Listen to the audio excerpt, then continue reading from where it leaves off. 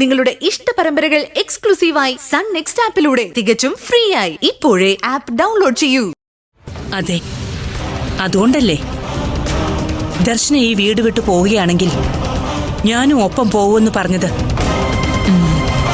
അവള് പോയാൽ ഈ മരുവത്തൂരിൽ നിന്ന് ഐശ്വര്യം കുടിയിറങ്ങി പോയതുപോലെയാ. ആ, ഗീതമ്മ ചെല്ല്. ദർശന വരും മുൻപ് എല്ലാം ഒരുക്കി വെക്കണം. വിളക്കും മധുരവുമെല്ലാം. കല്യാണം കഴിഞ്ഞ് മരുവത്തൂരിലേക്ക് വലതുകാല് വെച്ച് കയറേണ്ട ദർശന വന്നത് എന്റെ അടുത്തേക്കാ, ആശുപത്രിയില്. അന്ന് ആദ്യരാത്രി ആഘോഷിക്കുന്നതിന് പകരം അവള് കല്യാണ വേഷത്തിൽ ഐസിയുവിന്റെ മുന്നിലിരുന്നു. അന്നു മാത്രമല്ല, അടുത്ത ദിവസവും. ഗീതമ്മ അതൊന്നും മറന്നില്ലല്ലോ. മറക്കാനോ? കൊള്ളാം. എല്ലാം ചെയ്യിച്ച ഗിരിജി ഇപ്പോഴും ഇവിടെ. എല്ലാം എനിക്കറിയാം.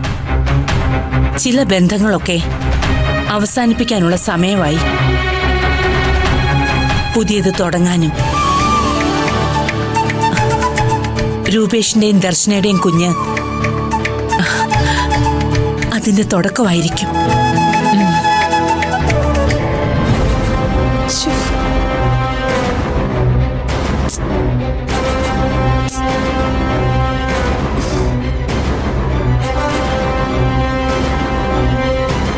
ഗിരിജ, അവള് മീനുവിന്റെ വീട്ടിലും ചെന്നിട്ടില്ല.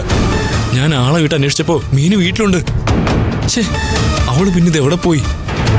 എന്തായാലും നിഖില് ഫ്രണ്ടിനോടൊപ്പം പോയിട്ട് തിരിച്ചു വന്നു. അതുകൊണ്ട് അവരൊരുമിച്ചല്ല. ശ്രേയെ സേഫാക്കി എവിടെയെങ്കിലും കൊണ്ടിരുത്തിയിട്ട് നിഖില് വന്നതാണെങ്കിലും അവർക്ക് ഡ്രസ്സും അത്യാവശ്യം കാശും ഒക്കെ വേണ്ടേ എവിടെയെങ്കിലും പോണമെങ്കിൽ തന്നെ. പിന്നെ നിഖില് തിരിച്ചു വന്നു എന്നുള്ളത് ഓക്കെ, പക്ഷെ ദർശനം വന്നില്ലല്ലോ. അവളെല്ലേ സൂക്ഷിക്കണ്ടേ? എല്ലാം കൂടി ഓർത്തിട്ട് ഭ്രാന്ത് പിടിക്കുക. ദർശനയുടെ കാര്യത്തിൽ എനിക്ക് സംശയമുണ്ട്. ശ്രേയ പുറത്തു പോയെന്ന് പറയുന്ന സമയത്ത് ഞാൻ ശ്രേയയുടെ മുറി ചെന്നപ്പോ അവൾ ആ മുറിയിൽ നിന്ന് എന്തോ എടുക്കാൻ